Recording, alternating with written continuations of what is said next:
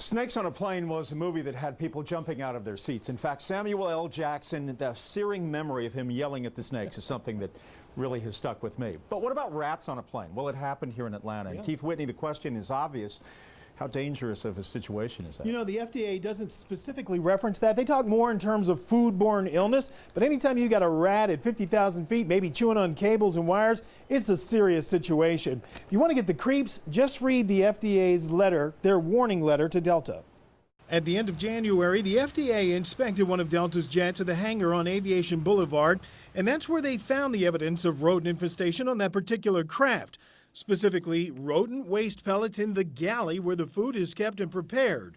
They also found them on the right aisle of the plane over seat C3 to C7 and above the galley in the ceiling area.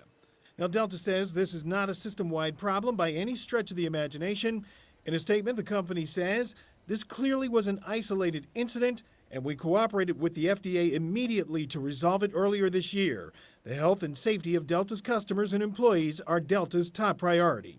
Now, Delta says they did exterminate the rodent. That was the problem. But the FDA says it's not so sure that the airline has done enough to make sure this problem doesn't happen again. We'll have to see.